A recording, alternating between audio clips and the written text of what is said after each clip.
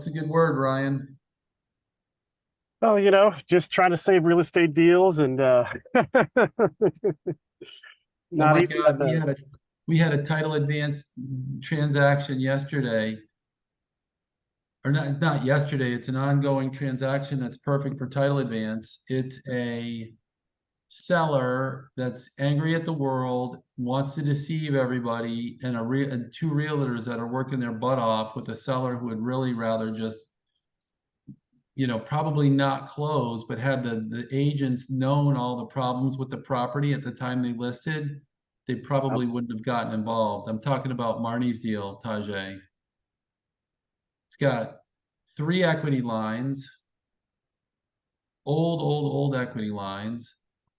It's got a principal mortgage that the seller freely admits that he'd like to pay off at the sale, but then it's got three equity lines totaling another 100 grand. And it's got an old SBA loan that he insists under Obama and TARP should be ignored. Wow.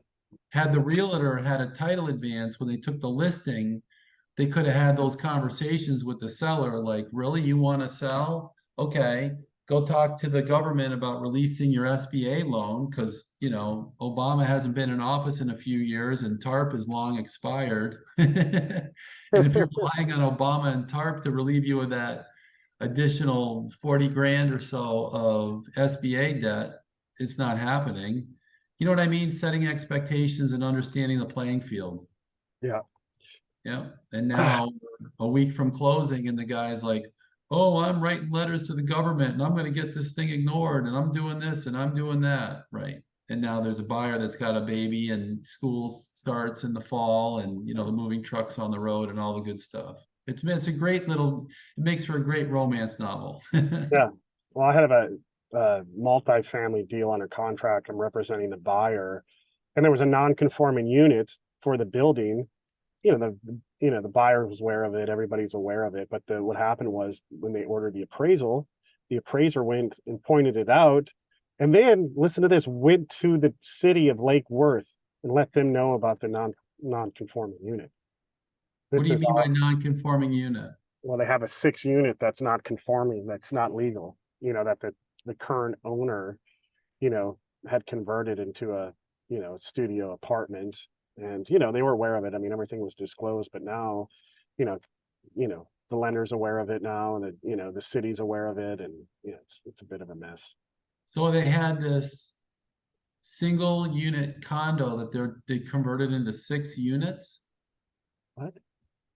No, it was a multifamily. It's a multifamily. There was five units, and what happens? They took the laundry room and converted it into a Got it. six, a six unit. I mean, the plan was with my buyer was he was going to turn it back into a laundry room, right? I mean, that was his thing. He underwrote the deal on five units, but just throws a wrench in the deal at the last minute here. Now with the city So the being, loan stood on its own. It's 5 units. Everybody was yeah, happy at 5 units, but now it's on the radar of the municipality at 6, and it's creating a monkey wrench. yep. Got it. So yep. So, the buyer has his attorney talking to the city to try and make sure that they give some kind of leeway, that, give them some kind of time to correct it, without slapping a, code violation on the deal. So, Usually what they'll do is they'll give you a violation, give you 60 to 120 days to correct. You go out there, you remove the appliances, you get it re-inspected, and you should be good. yeah, that's what it looks like. So, cross your fingers. It's always something. It's It always, always is, it's always easier on paper too than it is in reality. Because then you got the people who don't show up to pull the appliances out and all the other little things. And yeah. yeah, yeah. Yeah, this is a good one. Looking forward to this. We got some updates here too, with the settlement statement.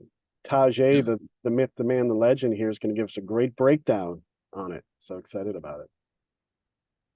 Taujhae does a good job. We get a lot of great feedback on Taujhae. Yep.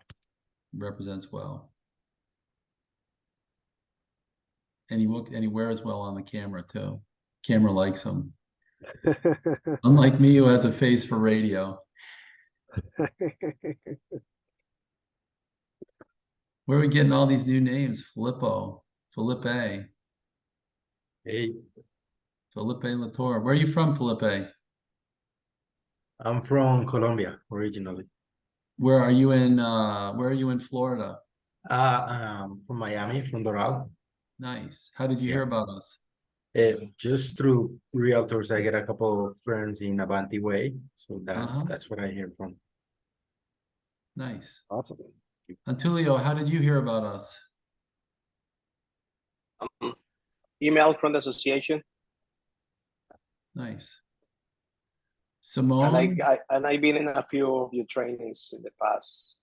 Yep, I've seen your name. And since there was a Yeah. few people, I wanted to just ask the question if there was the opportunity. Simone, how did you hear about us? Oh, she says no microphone. You'll be listening carefully today. Uh-huh.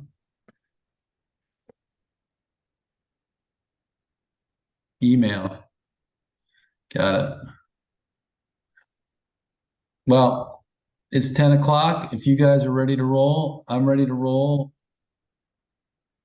I've been receiving more and more conversations. I've been having more and more conversations about Senate Bill 4D and foreign buyers, the foreign buyer rules, which is something that we've talked about recently on the channel. And if anybody has foreign buyer questions or foreign buyer or Senate Bill 4D questions, absolutely give me a call or send me a text and I'll call you right back. But those are two topics that are lingering and topics that we've covered in the past, and I'm happy to go over them again. And for sure, there are some sticky issues on foreign buyers. I wanted to clarify something that we've talked about in the past just regarding foreign buyers, if I can digress for a minute. So there's two issues with foreign buyers that people are confusing. I want to clarify. There is no rule that says realtors should or have to get in the transaction early on and determine whether the buyer is a foreign buyer or not.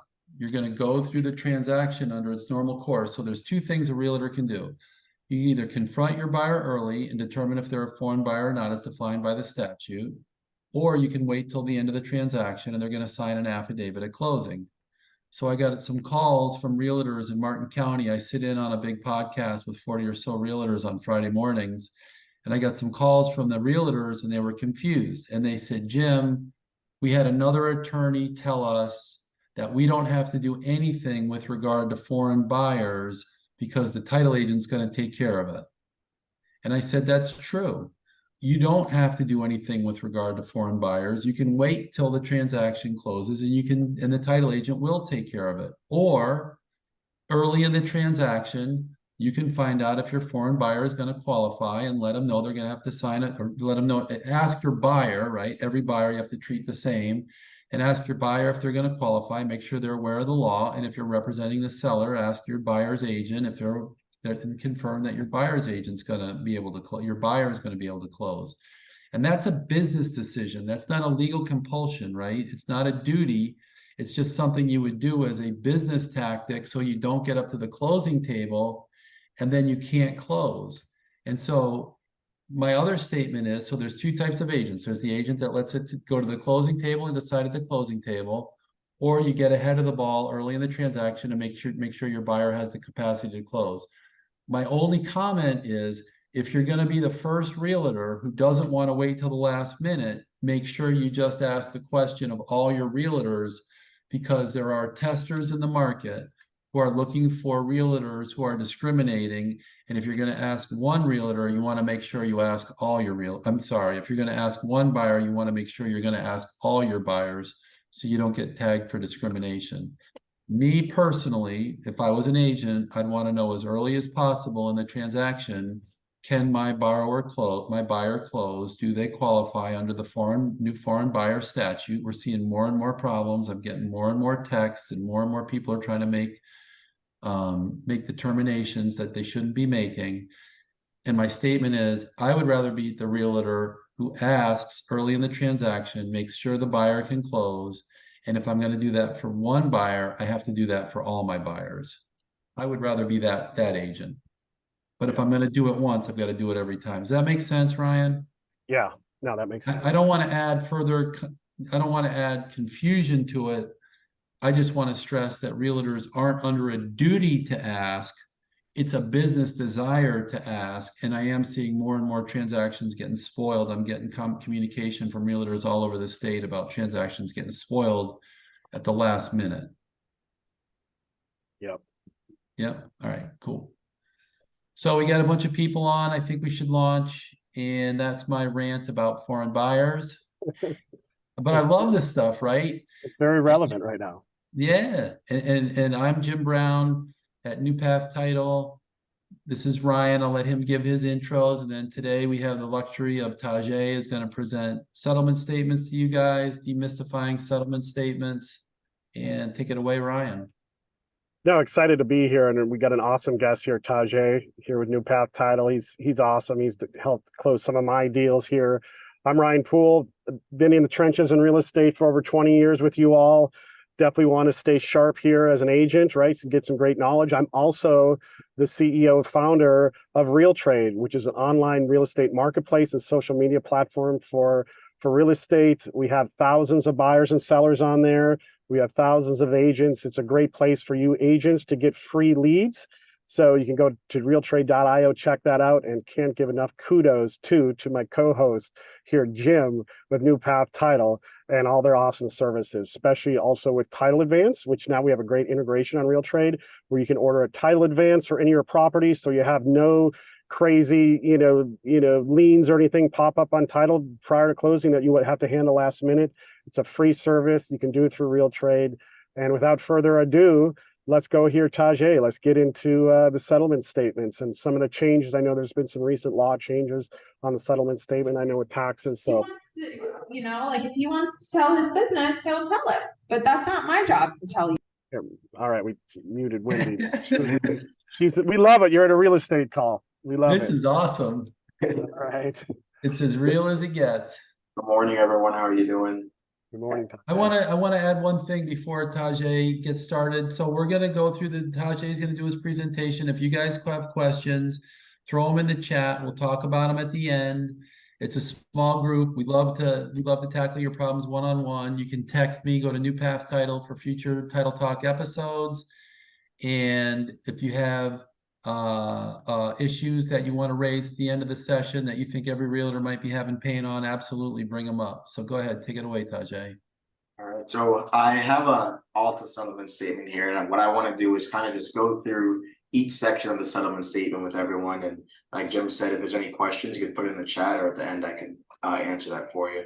So in this settlement statement here, at the top part, the financials section, we have the basic financials. So that's the sales price of your property. If there's a loan, if there's a first and a second loan, deposits that might have been made by your buyer, if you're representing the buyer, as well as any credits.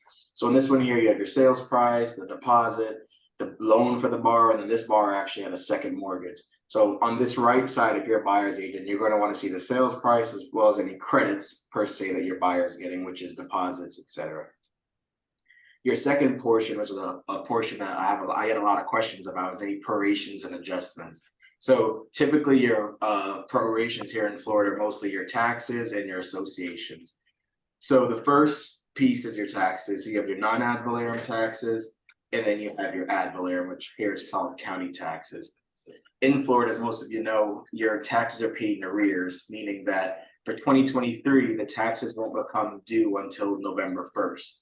So what needs to happen is that there needs to be a proration from when the seller owned the property to when the buyer moved into the property. So for this tax bill here, the seller is giving a credit to the borrower from January 1st. The closing occurred on August 23rd. So the seller is crediting the buyer for that full time they own the property. And Taujhae, about what point in the transaction, what time of the year does it change from buyers giving seller credits? After what date when you close? so we're actually starting now. So if you go into the property appraisal website now, the proposed tax bill is out. So I've actually got a lot of calls already where I had a closing that happened in July and the tax proration was $900. The proposed tax bill came out and it's $4,500. So we're getting the calls already. So now if we use the proposed tax bill, we're no longer using last year's taxes to prorate.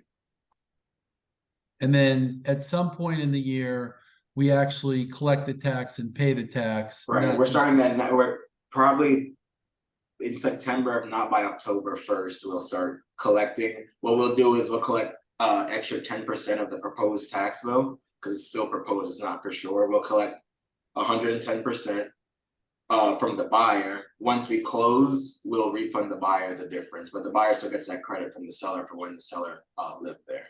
Got it. Then there's another piece of your tax bills, your non-ad valorem taxes. What your non-ad valorem is usually city waste, and those are paid the year in advance. So for this year, the seller paid 2023s and 2022. So the seller gets a credit back from the buyer from the day of closing until September 30th is when that non-ad valorem is calculated through. So the non-ad valorem are paid in advance before Correct. you get the service. Correct. And property taxes are paid after you receive the services. Correct. The last thing I want to add about non-ad valorem we see a lot of now are like PACE loans and things of that nature. If you're an agent, like the buyer or seller's agent, you should be checking the tax bill and making sure, especially if you're a buyer's agent, that the seller doesn't have any loans, like a PACE loan, which is for your solar panels, because those get added to your non-ad valorem. So it could easily be $800 a year added to the tax bill. And I ran into agents that said the title company didn't pay it off at closing. So as an agent, you should be aware that at least you don't have to be completely familiar, but look at the tax bill and just make sure there's nothing that stands out as a large sum in that non-ad valorem section. So PACE loans are attached to non-ad valorem taxes? It could be, if you don't pay it up front, right? Yeah. So if you have a PACE loan, it attaches to the non-ad valorem taxes. PACE loans are for home improvements that get rolled into your tax payments. You don't make an actual loan payment, but it gets rolled into your non-ad valorem taxes. Correct. And another thing is special assessments. So municipalities might have special assessments. I don't remember off the top of my head what section in the contract that is. So most times it's checked off that seller must pay all special assessments prior to closing. A lot of agents are actually not aware that those special assessments are not for the association, but instead they are for a municipality special assessment. So we see like the Polo Club, different CDD special assessments that could show up in the non-ad valorems as well. Delray has water main improvements and Correct. things like that. Correct. I've seen a water main a couple times. And sometimes they're a lot. They could be like 16 grand as the payoff. It just depends on how recent it is. And then the last piece, the So big piece. sorry, Taujhae. So those things you were just talking about are section 194 of the contract. So in line 194, those assessments they're talking about are not HOA and not COA assessments. These are all municipality assessments, section 194 or line 194. Gotcha. And then another piece is your homeowners association, which most everyone's aware of. So in this case, it's paid monthly. So the seller's just giving from the day of closing to the end of the month. Or sorry, this is paid quarterly. So it's giving from the 23rd of August to the end of September, which is the third quarter, back to the buyer's giving to the seller. I apologize for the dues the seller already paid. Seller already paid it, buyer's paying them back. Correct. And that was from the estoppel. Correct. The next piece we have are loan charges. I'm not gonna go too deep into it, but this is just the loan charges that are associated with the loan based on the lender that was used. Typically have origination, etc. The next piece of the loan charges I kind of will go through are any impounds, and this one they don't. So a lot of people ask for impounds. Typically lenders have escrow accounts. So if your client, if you're a buyer, they're asking, what does impounds mean? Those are the escrow accounts that the lender might require for their taxes as well as for their insurance. And then also, we have a lender typically require us to pay the first year insurance premium. So in this case, they use Citizens and we pay the first year of insurance at closing. So what would go in the impounds? The impounds would be prepaid interest and taxes? No, prepaid interest is gonna go into your loan charges section. Impounds is just your taxes. So typically, like say right now, the lender might collect the entire 12 months of taxes from the buyer up front. And the lender and I might communicate, the lender's collecting it, that we won't collect it, or maybe the lender says title's gonna collect it, so we won't. But the lender, you typically wants a couple months of your insurance if it raises, as well as your taxes if it raises, is what they call a cushion. Got it. Your next part is title charges and escrow, so this would be us, so in this Taujhae, case. go back 1 second, I'm sorry. So the impounds then would get paid either to the insurance company directly by the lender, or they'd sit in the escrow account of the lender for future payment. So so the insurance Yeah. company always gets a full year premium, always. Always. Right. The impounds is the lender's escrow account, and they're saying we need 3 months of insurance, as well as we need, now we're in this time of the year, they might collect 12 months of taxes up front, just to make sure that when taxes become due, they're paid. So the impounds sit in the escrow account of the lender. every Correct, time. correct. The homeowner's insurance always gets paid out at closing by us. Rarely ever, mostly on hard money or private money, you see where the insurance gets paid prior to closing, but with conventional lenders, it's usually we pay it at closing. The next is the title charges. So here in Palm Beach County, I typically see that sellers pay title. I know like Antulio told me he's in Broward, where the buyer chooses title and pays title primarily. So this is just a breakdown of title charges and escrow. In this transaction, the owner's policy was $4,750. In our office, we then charge a simultaneous issue of $25 as the lender's title insurance policy. And then the last piece is any endorsements the lender might require. I want to And- pause for a second, Taujhae. Sorry, I hate to keep interrupting, but No, there's you're good. there's some kernels of wisdom in there. So that $25 fee that you're showing for the simultaneous issue, Right, title insurance is regulated by state law. That $25 fee is what's called the minimum promulgated rate for a simultaneous issue. correct. That $25 fee is the least that you can charge. The state actually says you can't charge less, but many title agents Charge way more. on unknowing buyers charge dramatically more. I think And you so could you charge might them see- $250 is Yeah. the max. Yep, I mean, I've seen the simultaneous fees over the simultaneous issues over the years as high as $350 and $500. Yeah, if you So don't when know. you're looking at your settlement statement, make sure your buyer is paying the minimum rate allowed by state law, and that's $25. The next pieces is just a settlement fee, and then you have your title search and lien search. Your title search and lien search is also with the insurance, and depending on who pays title, it will determine who's gonna pay for both of those searches. Again, title insurance is regulated, the fees are regulated by state law. There's a minimum promulgated rate. The law says the least you can charge. It doesn't say the most you can charge, which is kind of backwards from a traditional way of thinking. So they have a promulgated rate table, and it's all based on cost per thousand. And so everybody, for the most part in the industry, charges the minimum promulgated rate. But once in a while, you'll see some inflated fees. You just got to check, like a New Path Title has a closing cost calculator. Even if we're not closing, you can make sure your client's only paying the minimum promulgated rate. The next piece is the commissions. So that's the part that most agents ask about, is the commissions. Making sure that you just go in and checking that, you know, it's correct, that it's being paid to the correct brokerage. So that's pretty self-explanatory. The next piece we have is recording and transfer charges. So in this is for our Palm Beach County property. In Palm Beach County, the documentary stamps for the deed is typically paid by the seller on all contracts, and how that's calculated is 70 cents on every $100. So in this transaction, I believe the sales price was $935. So you would do $935 divided by 100 times 0.7. It would get you this deed tax amount here. And what you said at the beginning of your statement was really important. Documentary stamp taxes are paid under the contract. There's no custom. Some states have the buyer and the seller splitting it. In Florida, the FAR bar and every other contract form has it paid by the seller. And I hope I didn't say buyer at the first time. So it has it paid by the seller by contract. However, in some commercial transactions, you'll see documentary stamp taxes shifted to the buyer's side or split. Again, it's not by law. This is all by contract. Contract, right? So you see that in commercial as well as new builds. The builder has the buyer paying all fees. Another thing that I want to talk about with documentary stamps is that a lot of times we see buyers that will say buyer will pay all closing costs.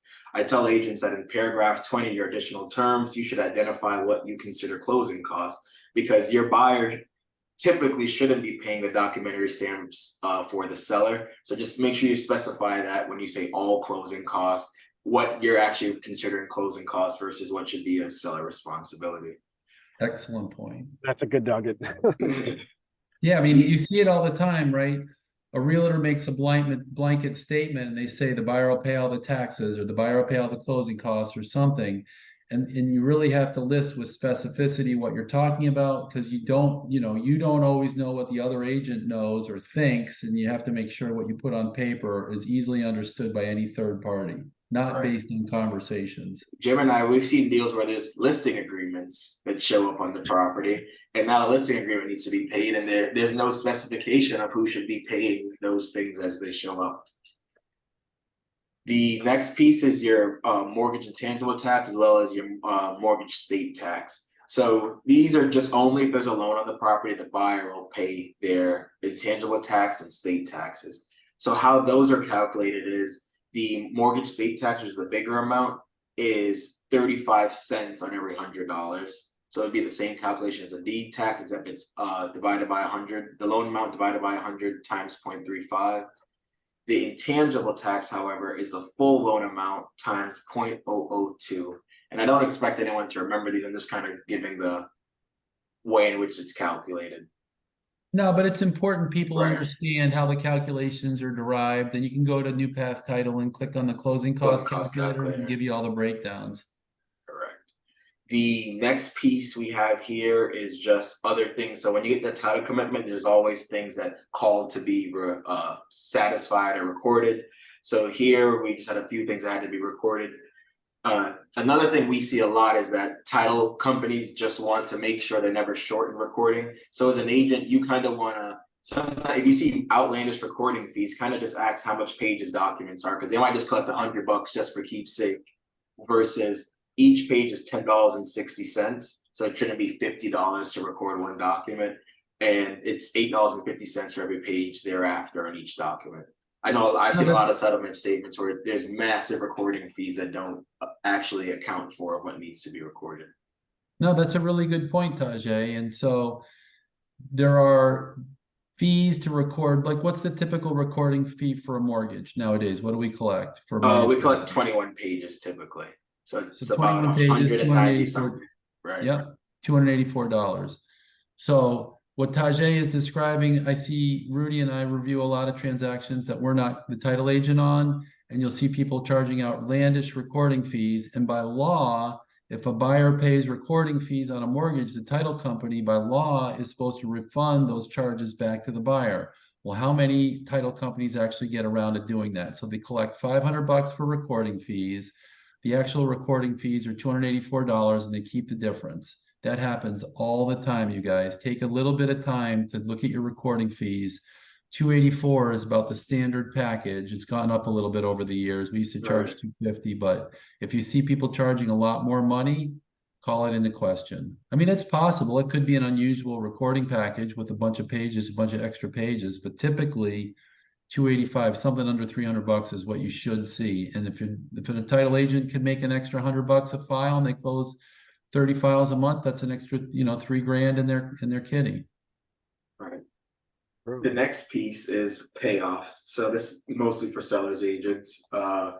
This is just the payoffs that was owed by this particular transaction. You have their primary loan is from Mr. Cooper, and then you have that a second HELOC for about $54,000. The biggest thing with this is just if I'm a listing agent, you're gonna want to make sure to order a title advance or just have the conversation with your seller to get ahead of these things. Sometimes we have a deal right now in the office where the guy hasn't made a payment since 2013. the lenders have switched over a million times. It's still untitled, but he's like, oh, that should be gone, like it's over. Obama got rid of it. No, none of that actually happened. He just hasn't been paying it since 2013. So it's good to know it can throw a wrench in a deal, especially if there's not a lot of equity in a transaction. You want to know what actually shows untitled. Just because they haven't been making a payment doesn't mean that there isn't something owed. A big payoff piece is COVID forbearances. We've seen a lot of those. I think last week we saw 3 of them in just 1 week, where a lot of people were making took out forbearances on their property. What those loans do is you're gonna have that first principal balance of what they actually owed. So let's use round numbers. They owed 100 grand. Their mortgage payment was $1,000. They didn't make a payment for 2 years. Now they owe 100 grand plus $24,000 for those payments they didn't make. A lot of people are not familiar with that. So when we get the title commitment back in order to pay off, you're seeing that, oh, I only owe 100 grand. I owe 100 grand plus the 24 grand you never made payments on. So, And a lot of people, those forbearances get recorded. right. And so when you get the title advance, it's an awesome opportunity for the realtor to set expectations properly at the listing appointment instead of waiting until the payoffs come in. And in that one particular transaction Taujhae was describing, the seller had 3 equity lines, a SBA loan they hadn't been making payments on in years, and that particular seller is ringing my phone off the hook. In his mind, he hadn't made payments on this stuff in forever. He didn't even owe it anymore, and he just thought he owed 100 grand on his principal mortgage. This other 100 plus in change, he's coming unglued now at the last minute, and he's got to close by the end of the month. Had they got a title advance, they could have had all those conversations at the listing appointment. And that listing agent, quite frankly, might not have taken the listing and spent all the time, because now this guy looks like he may not even close. We had another one the other day where the agent actually came and got a title advance and came to find out that this deal wasn't worth taking. There wasn't enough meat on the bone to take the deal. There was too much going on, too much owed to many different parties to take the transaction. So now, here's what I will say about the one thing where properties are loaded up with debt. If the property's loaded up with debt, you get the title advance, you see ahead of time, alert Taujhae, give me a text, we'll have a conversation, because a lot of times we can work out a short sale and you'll still get your commission. It's just going to take a little longer to get to the closing table, but we can do that work ahead of time, then get the listing, then make the thing sell. Great point. I remember short sales back in the day. They were huge, As deals get skinnier, they're coming back. I mean, I probably talked to 10 people in the last 2 weeks with no equity, and they want to know their options. And then the last piece we have is just miscellaneous. So in this transaction, it was typical miscellaneous stuff. We had surveys, the HOA estoppel. So a lot of people balk at HOA estoppels. All, at least we do here, is that we pay for the estoppel up front. At closing, we just need a reimbursement from the seller for ordering the association estoppel for them. We have a transaction fee. We have document storage and archiving the title leaf. That's a software everyone loves to use. Then we have any association balances or sewer balances. And then in this transaction, there was a few other things. There was an escrow holdback, etc., for some things that needed to be taken care of. So the escrow holdback was for work on the property that they were going to do post-closing. Correct. They had a fence permit to figure out and window permit to figure out, but they didn't want to hold the closing. They were going to miss the rate lock expiration, and we just made something happen. So Taujhae, you were going over earlier in the transaction some things that had to be recorded to perfect title, notice of termination, of commencement, things like that. Those are little charges. Those are called curatives, title curative charges. So those are just recording documents. In the miscellaneous, it tends to be bigger things, surveys, again, the broker fee, things like that. That's if there any back taxes or anything of that nature, if there's any, yeah, correct. Have you seen any back in the day? We used to see, no, I guess that wouldn't have, yeah, like, so in a refi transaction, something might go in there like paying off a credit card that the lender wants to see paid off. Correct, or it might be in payoffs. It just all depends. Some lenders are very weird where they want things. It just all depends. But you see that they're in payoffs or miscellaneous for any credit cards or things that need to be paid off to make the transaction happen. That's great. I have a quick question here, Taujhae. You have the owner's title policy, obviously that the seller's paying for, because seller picked title. What about the lender's title policy? So this is that we charge, so that's what Jim and I were talking about. The promulgated rate is you have to charge at least $25 for a simultaneous issue. Now that's the That's the minimum. minimum rate. The state says you can't charge less than $25, but you can charge as much as you want under state law. So it's weird because I've seen, as deals as that I've represented, definitely buyers and sellers, that the lender's title insurance policy is just about as much as the owner's title policy. They get away with it all day long. Jeez. There you go. Wow. So that I would say, if there's anything out of this, guys, that should be a big red flag for you for, especially as a buyer's agent. If here in Palm Beach County, sellers paying title insurance, if you see that lender's title policy like crazy numbers, I mean, raise your hand on that. Ask why is Right. that? Right. Now with that Overcharging though, for lender's type for buyer's title when there's a loan, and overcharging for recording fees are two of the things that Rudy and I see reviewing transactions for buyers when we're not the title agent. Yeah. Those are the two biggies. They're pumping the recording charges through the roof and not refunding them, and then they're overcharging for what we call the simultaneous issue. It's the simultaneous issue means we're generating two title insurance policies in the transaction. We're generating one for the lender, but we're generating one for the seller on behalf of the owner. You're paying full price for the one we're generating for the seller that's going to be given to the owner. So they're going to generate a simultaneous policy. It's just $25. That's the one that goes to the lender. It's the identical policy. So why would you pay two premiums for it? God, I've seen this happen all the time. Yeah.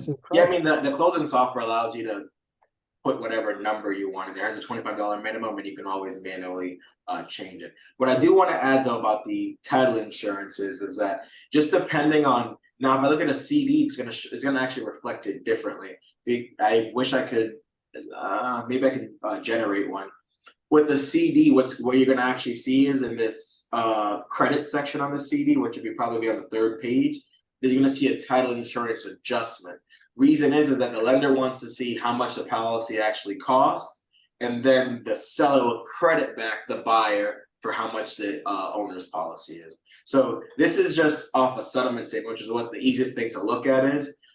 With I know the trade arrest laws, it shows differently as far as the buyer gets paid for all of it, but the buyer should be getting a credit from the seller for the owner's policy amount. So in the government's credit. infinite wisdom, in the Paperwork Reduction Act, following the mortgage foreclosure crisis, the lenders came up with the government came up with this really cool form called the CD, which has the fees going back and forth in the most confusing manner you've ever seen. Sellers are going to see this form, but the buyers are going to get this incredibly confusing form.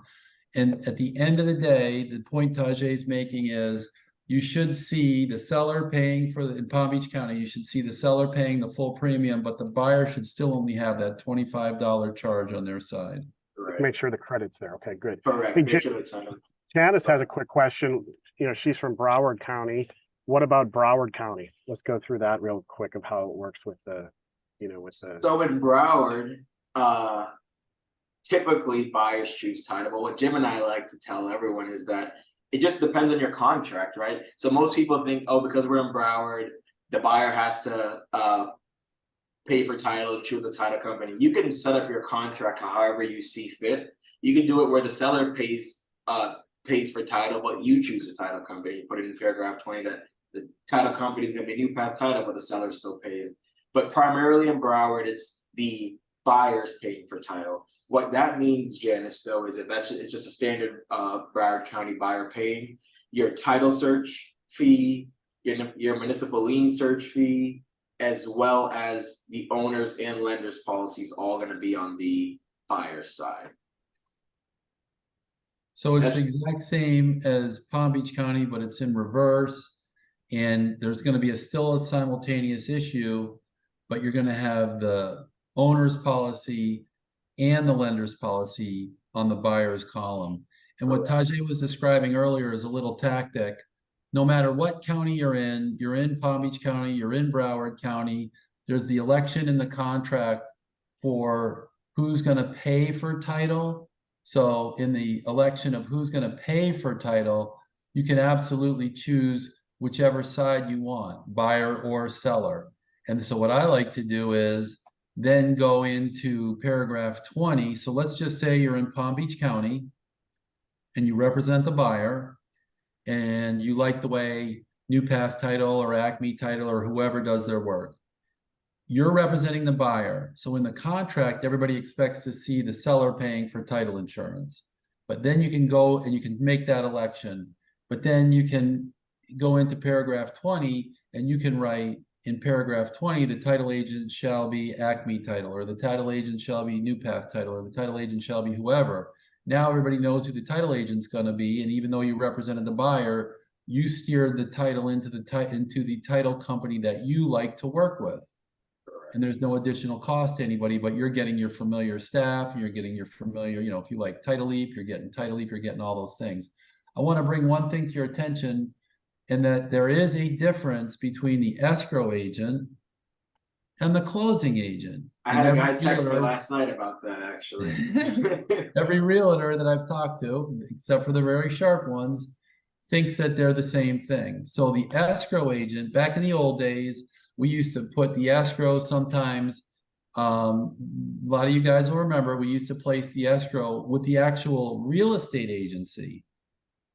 So the escrow would be made payable to Acme Realty. And so the real estate agency would sit on the escrow until the closing, and then they would ship it to the closing agent. And the closing agent is defined in the contract as the one who's closing the deal, and the escrow agent is defined early in the contract as the one who's holding the deposits.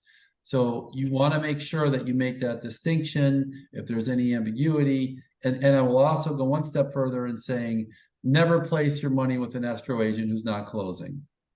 In this day and age, with so many transactions, ripe with cyber fraud, we're getting hit on all the time. Move the money as few times as possible. Take your escrow and put it immediately with the closing agent. The modern rules in the modern contract regarding escrow fraud and things like that, they're so good. It's not like it used to be.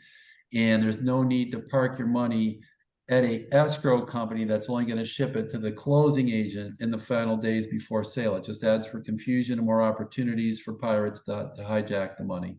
Right on top of that, if you do, I tell agents this all the time, is that as a title company, we're going to always try our best to make sure the money comes in on time. But I never forget, I had a deal. It was a busy day. I had like 7 or 8 closings that day. And the law firm that was holding the money was like closed for the day. They had 250 grand as a deposit, and they were just closed for the day. And I was calling Jim, freaking out, like, what should we do?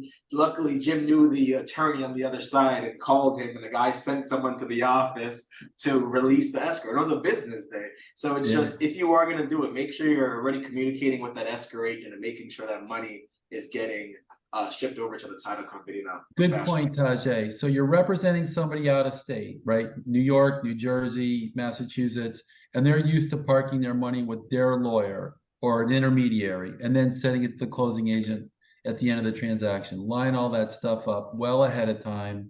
Don't assume everybody knows the score. If you do have one of those clients, obviously you want to make your client comfortable and they want to park their money with their attorney before they ship it to the closing agent. Just line that stuff up well ahead of time.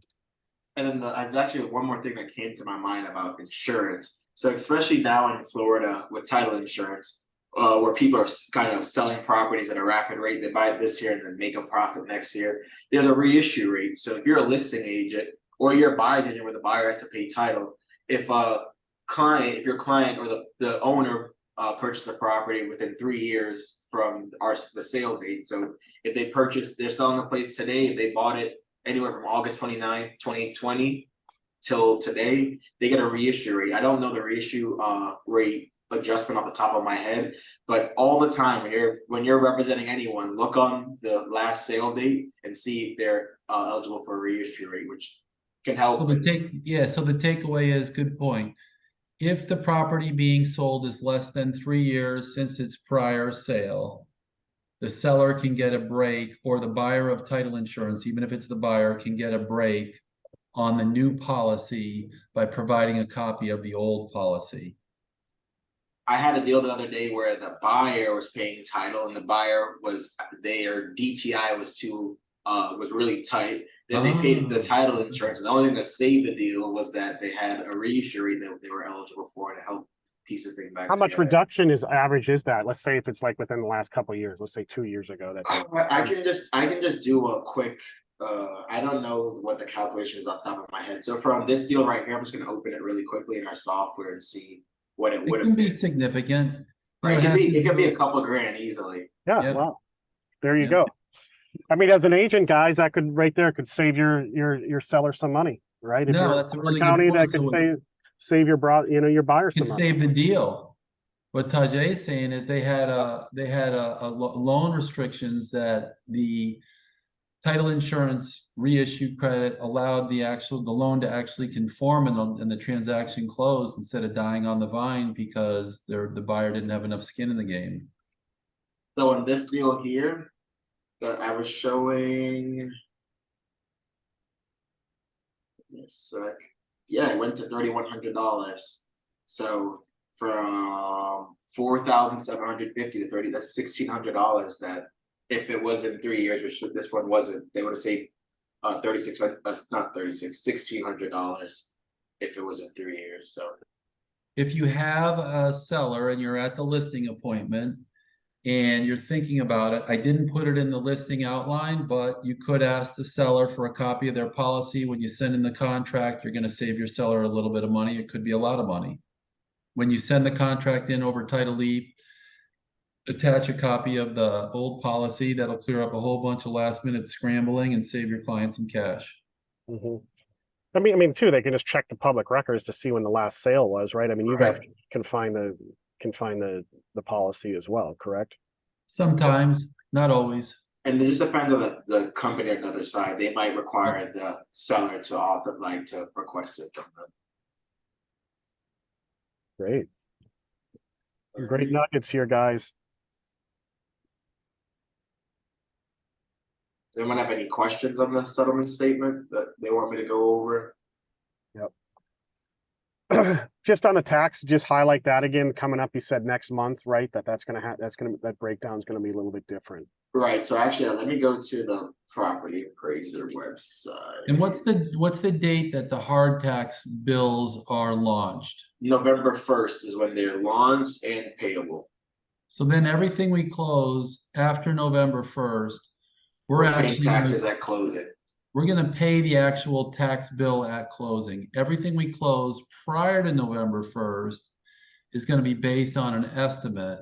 And the estimate we have to use is whatever's in the public record or whatever's in the taxing records. And sometimes bear in mind, you got these sellers that if I looked at a property the other day, they had owned their property since 1974. And they had had the property homesteaded, so their tax bill was a fraction. And the buyer's tax bill is gonna be a fortune, and you just wanna set expectations early and let everybody know, take a few minutes to analyze the tax bill and set everybody's expectations early that this thing is going up. Right, so I just pulled up this is the property I was talking about. So we did the closing. The closing in July, and the tax prorations were based on last year's taxes, which were $947. The proposed tax bill came out and it's now $4,538. So it's a 5x of what it was the year before. Wow. And this is what's going to show until November. In November, the P will go away. P stands for proposed, and that will be the final tax bill. What we do is we collect 110% just in case the proposed is a little bit higher. So look at the value of that property and look at the dramatic jump in taxes And that's because it was homesteaded, obviously.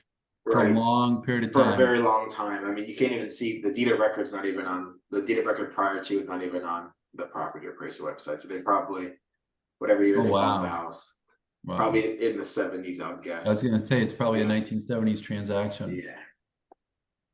Yeah. So there's a time in the early 80s when everything started getting recorded much more thoroughly in the land use atlas, and that was like the turning point in record keeping, early 80s. Doesn't seem like that long ago.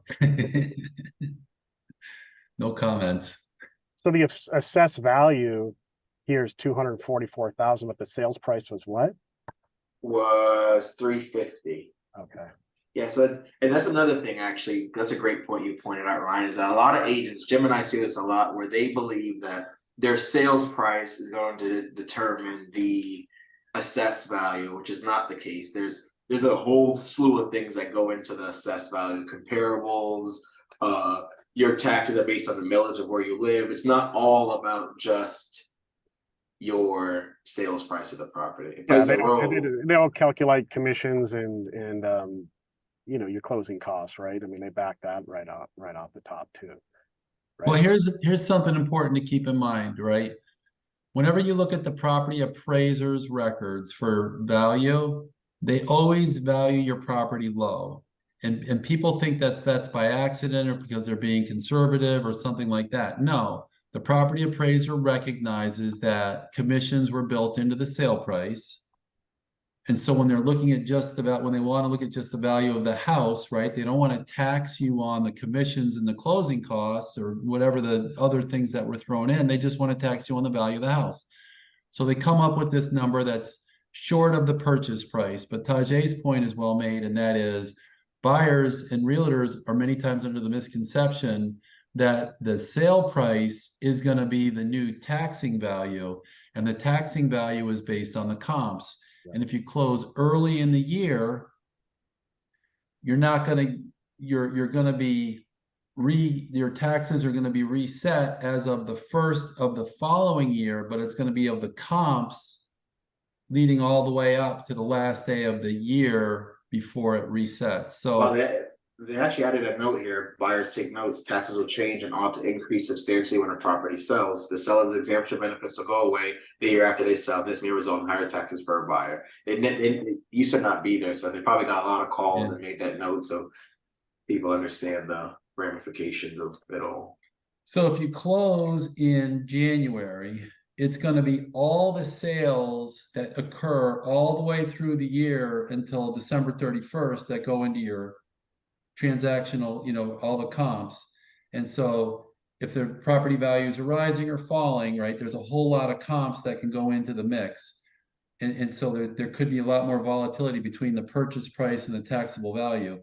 If you close December 30th, they're still looking at all the comps for the prior year, but there's a chance that your purchase price is going to be closer to the taxable value. But again, it's the comps in the neighborhood and it's not solely your sale price. And then if we see a house that transfers dramatically under or over the comps in the neighborhood, we always get the call from the tax appraiser, and they say, hey, they usually talk to me and they say, hey, Jim, why did this property transfer so low or transfer so high? Was there personal property in the mix? And then they adjust it. So if they thought they were going to beat the tax appraiser by throwing in a whole bunch of personal property, the property appraiser researches that and they're going to value the property as a comp. Now, if the property is severely devalued because it's deferred maintenance and things like that, then they are going to dramatically. So I'll tell the tax collector when they call, the property appraiser when they call, yeah, the property was, from what I understand from talking to the agents, the property was severely unkept or, deferred maintenance or in bad shape. And then you won't have a comp you won't have a value based on the comps. It'll be devalued because of the deferred maintenance. Great. Nicely done. Good I don't job, know if Taujhae. Way to break it down. Thank you, Taujhae. No problem. Does anybody have any questions? I don't see anything in the chat. I want to give some major props to Real Trade. I have heard some great feedback from agents on Real Trade. If you're not on Real Trade, I like to call it the home of the double dip. That's my new slogan for Real Trade. And I think Ryan does a great job, and it just blows my mind what Zillow has done to agents as far as, I hate to sound so impassioned, but just fleecing agents for everything they can. And I totally endorse what he's doing for agents with his platform with no fees to agents. It's great. No, thanks, Jim, too. And you know, like I said, agents, I believe, are the heart and soul of real estate. You are all literally the engine that keeps everything on it running. And we want to empower you, right? By you owning your data. And Jim mentioned getting leads directly from your own listings. Do want to give a big shout out to New Path Title. Been using them for years. They're amazing, and their closing software, Title Leap. Can't say enough thing. It's literally like a free contract coordinator that you can use for your closings that Yes. literally keep track of all your drop dead dates, guys. Use it in real time. I love it. It saved me in a couple deals, especially on the drop dead dates, and it's free too for agents. So I can't say enough things. In Title Advance, we have a profile on Real Trade. You can follow them on Real Trade. You can actually order your Title Advance right under your dashboard on Real Trade. It's a free service too for agents, which is amazing. As we've mentioned, can save you time, money, and make you look like something awesome to your sellers by showing them a Title Advance going, hey, did you know that you have this other, you know, crazy lien on here, or that you owe some money from a HELOC that they weren't aware of? You just definitely look like an informed agent. So We saw one the other day, a couple months back. The house was pink and the address numbers on the house were pink, and they had a $57,000 lien on the property from years ago for non-contrasting non-contrasting address numbers on the house. Who's ever heard of such a thing? 57 grand. The seller was going to closing. The realtor didn't get a title advance, and everybody was having a fight at the last minute over, you know, this unexpected. The seller thought they were walking out of the room with 65 grand. They found out they were walking out of the room with 5 grand.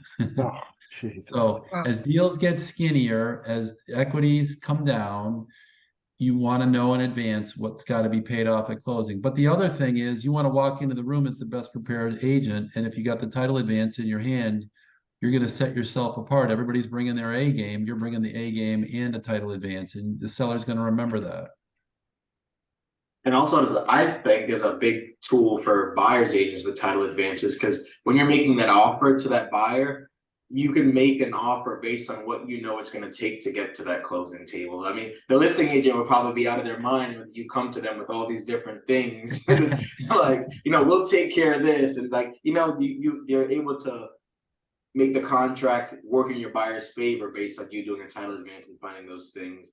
And Taujhae, that's a really good point too, right? So you do your title advance as a buyer's agent, and you see there's an MV Realty lien. Oh, You know that's going to be an issue, right? Tackle that thing as soon as you know it's going to be an issue. You do your title advance, and you see the property selling for $350, and you see a mortgage that was pulled with Bank of America a couple of years ago for $300, but then you see like this other property we're looking at, 3 equity lines, right? Have that conversation with the selling agent early and say, hey, you realize this is going to be a skinny sale, right? Before you make your offer and start burning everybody's calories. That's your buyers have to start paying for appraisals and inspections and just for the deal to fall apart. So it can help you out as a buyer's agent as well. Good point. Good point. Or short sale. Exactly. Or a short sale. Yeah, you find it, you can bring it to the seller and say, hey, seller, I'd love to make an offer on your property, but you realize this thing's going to be a short sale. Then we can push it over to the law firm and we can negotiate the short sale and we can get the thing closed. It's going to take a little bit longer, but everybody will end up where they want to be. We just have to go through the proper channels to make it a sellable property. Or you might even find, like we have one right now, I was just talking to Ava who does our probate work. You might even find as a buyer's agent, there's a probate issue, right? Right, that's a really good one. 5-6 months out right now before the thing closes, your buyer might need to move into the place in the next 45 days. You already know that property is not worth it, or it's So not what going to work. what would you do? So in that transaction, the buyer loves the property. I would actually do a lease, get the buyers in the property early, go through the probate, have a contract. Then when the probate closes, then you can consummate the sale. In the meantime, move your buyers in early under the lease, conduct the Who probate. could lease the property though? Yeah. Like who would be able to lease the property? So what you'd have to do is you could get order in probate pretty quickly authorizing the lease. It wouldn't authorize Gotcha. the sale, but it could authorize the lease. Gotcha. I didn't know that. That's a good nugget. Yeah, that's a good point. List. Here's another Mhm. point that people don't realize. Anybody with a financial interest in the property can start the probate. Everybody thinks the probate has to be started by a brother or a sister or a parent or a kid. But anybody who has a financial interest in the property, a creditor, a buyer, a person under contract, right? anybody in the transaction can start the probate. And probates aren't expensive. Some attorneys make them expensive, but they're really not expensive. Great. All right, you guys, we are at 48 minutes. Can't say enough good things about the group and you guys doing the work in the streets, and text me with any of your questions and text me with some topics you'd like to talk about on our next show. I've got a million of them, but if you guys have stuff, I say iron sharpens iron. You tell me what's going on in your lives as agents and we'll make Title Talk episodes about it and we'll bring it to you guys with some general rules that helps everybody. And anyone on Instagram, follow us on Instagram. We're looking to build our Instagram page. That'd be great. Oh, okay, that's good. Thank you, Taujhae. Of course, He's so thank you. wonderful. Thank you He so did our much. closing. He's the best of the best. I have to tell you. Thank you. Nice work, you guys. Thank you, Jim. Thank you, Have Ryan. a good one. Guys. Bye-bye. Yep. Bye. Thank you guys, appreciate that.